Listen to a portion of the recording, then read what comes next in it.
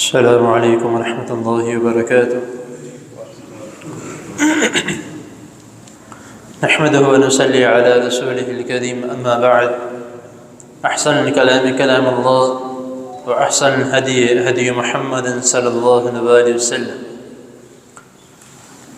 حضرات محترم، رمضان المبارک کے احکام و مسائل اختصار کے ساتھ آپ کے سامنے بیان کیے جا رہے ہیں۔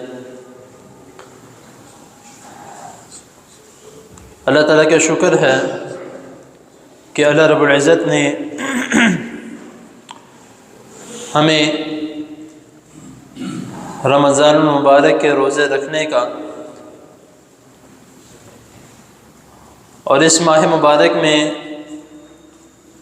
عبادات کرنے کا موقع دیا ہے، ورنہ کتنے ہی ہمارے ایسے پیارے ہیں جو کہ اس ماہ مبارک سے پہلے اللہ تعالیٰ کو پیارے ہو چکے ہیں۔ تو اللہ تعالیٰ نے ہمیں موقع دیا ہے تو ہمیں کوشش کرنی چاہیے کہ جتنی حد تک ہو سکے اس کا فائدہ اٹھایا جائے، عبادات کر کے، ہر قسم کی برائیوں سے بچ کے۔ جس طرح میں نے رمضان شروع ہونے سے پہلے چند باتیں کہی تھی کہ یہ ہمارے لیے ایک پریکٹس کا مہینہ ہے۔ جس طرح ہم کوئی پیپر دینا ہو تو اس کے لیے پہلے پریکٹس کرتے ہیں، تھوڑا بہت تیاری کرتے ہیں تاکہ ہمارے اچھے نمبر آ جائیں۔ تو یہ بھی ہمارے لیے جس طرح ہم پریکٹس کرتے ہیں اسی طرح یہ مہینہ ہمارے لیے پریکٹس کا مہینہ ہے۔ رسول اللہ صلی اللہ علیہ وسلم نے فرمایا کہ اس شخص کی ناک خاک آلود ہو جس کی زندگی میں رمضان مبارک کا مہینہ آیا اور اس نے اپنے آپ کو بخشوایا نہیں۔ آپ نے وہ مشہور واقعہ سنا ہوگا جو کہ رسول اللہ صلی اللہ علیہ وسلم کے متعلق آتا ہے۔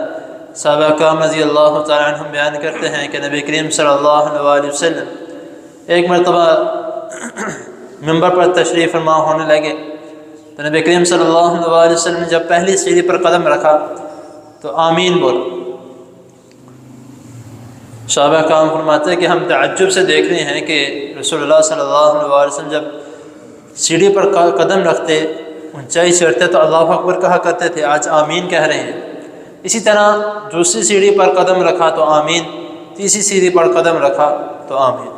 صحابہ کرام رضوان اللہ اجمعین نے پوچھا کہ اے اللہ کے رسول صلی اللہ علیہ وسلم یہ کیا معاملہ ہے کہ آپ سیڑھی بائی سیڑھی چڑھتے رہے لیکن آپ نے اللہ اکبر کے بجائے آمین کہا؟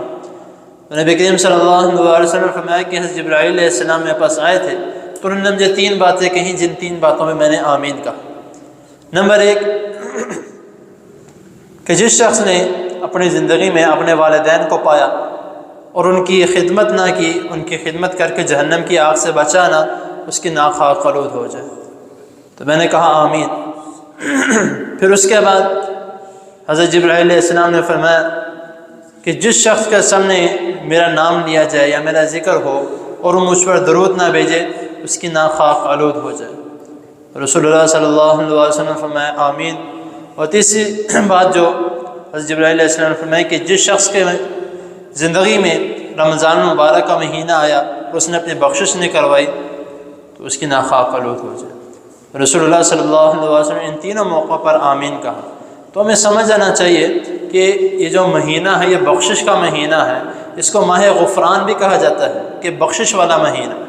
تو اس لیے کوشش کرے کہ جتنی حد تک ہو سکے اس میں عبادات، دعائیں اور ذکر و اذکار کرے تاکہ اللہ تعالیٰ ہمارے جتنے پہلے گناہ ہو چکے ہیں اللہ تعالیٰ ہمارے گناہوں کو بخش دے۔